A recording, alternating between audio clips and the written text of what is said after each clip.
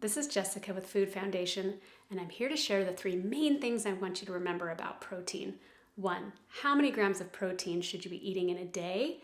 2, is there a way to balance the protein, the carbs, and the fat that makes sense? And 3, are all proteins created equally? First, how many grams of protein should you be eating in a day? It's very important to take your body size into consideration. Take your weight in kilograms. You can type that into Google, find out how many kilograms you are to pounds. It's roughly about half of your body weight in pounds, maybe rounded up. So if you're about 120 pounds to 170 pounds, you're going to eat anywhere from 55 to 75 grams of protein in a day. The easiest way to do that is to eat 20 grams of protein per meal. Now, instead of just doing math all day, let's just consider that 1 egg has about 6 grams of protein, so you're looking at a 3-egg omelet, whole egg. Second, you're looking at about 4 ounces of salmon, that's the usual serving size in a fillet, 2 chicken legs, or a cup of lentils. So yes, you can do this plant-based also. The thing to consider is that you would want to be eating a cup of lentils. They're one of the highest beans or pulses with protein every meal, every day, and that could get old. We want to be changing it up, just like I don't want you eating 2 chicken legs for every meal, or even worse, chicken breast, which is a little bit lower. We want to make sure that we're getting variety in our proteins. If you look at how to balance these, second point, with your carbs and your fats, you want to make sure that you're thinking about building a fire. Think about this like a campfire. You start with your paper. Paper is like a carbohydrate. It burns really fast. Just like when you put paper in the fire, it burns really hot and then it dies down. You don't want to be doing that all day long, feeding the fire with paper, which is what we're doing when we just eat carbs all day long. You want to balance that a little bit and put a little bit more kindling. That would be your protein, burns for a little bit longer. So you put the kindling on the fire. Then, so that you're not constantly feeding it kindling, you put on a big log. The log is like the fat. So it's really important every time you eat a meal that you're having a balance of carbohydrates, proteins, and fat, just like you would build a fire. That fire is your metabolic fire, and it's how you burn calories. We're not going to talk about the number of calories. I want you to focus on building that well-balanced meal. And we can talk more in detail about carbohydrates and fats in a different video. Let's get to our third point. Are all proteins created equal? Of course not. There are animal proteins, there are plant proteins.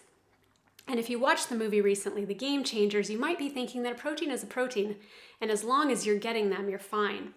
That demographic of a high fitness athlete, somebody who's bouncing ropes all day, can pretty much eat whatever the heck they want. But I work in an OBGYN and pediatrics office, and we're looking at a completely different demographic. If you are a woman trying to get pregnant, trying to create another human being, you're not trying to create a cup of lentils. You're trying to create an animal, much like we are animals. Those proteins are going to be so much easier for your body to use. Think about it like a cranky 2-year-old that wants a Lego dinosaur. Lego dinosaurs are made out of lots and lots of little bit of Legos. That's how proteins are. Proteins are made out of lots and lots of different amino acids. And yes, there's a way to make that Lego dinosaur with all the different amino acids, but are you going to throw all those 100 pieces that make this Lego dinosaur to a cranky 2-year-old? No, you're just going to give them a Lego dinosaur so that they can play with it immediately. That's how your body feels when it's sick and tired. You give it all these different pieces of amino acids and it may not be able to put them together. Not only that, but a cup of lentils needs to be digested properly to be able to use. Just like beta carotene in carrots would need to be digested properly for the eyes to use. What they can use right away is fish eyes. Not that we're about to eat them, but fish eyes would give your eyes the exact nutrients that they would need because we're made out of the same similar proteins. So not all proteins are created equal. And if you were swayed by that movie, I highly recommend you look up the blog or the podcast by Chris Kresser to make sure that you're getting the actual science. The movie was not heavy in science. It was more of a spectacle, and it played on our emotions, and it was very confusing. But if you listen to Chris Kresser's 3-hour rebuttal, you might begin to understand that there's no need to eliminate this entire food group of nutrient-dense foods.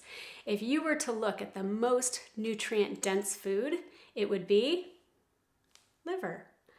Believe it or not, it's liver. If you read a grass-fed liver pill that people are taking for nutrients now, it reads like a multivitamin. It has almost everything you need in it. And for your grams of protein in a day, you could take 2 tablespoons of pate and get everything you need, which would be delicious.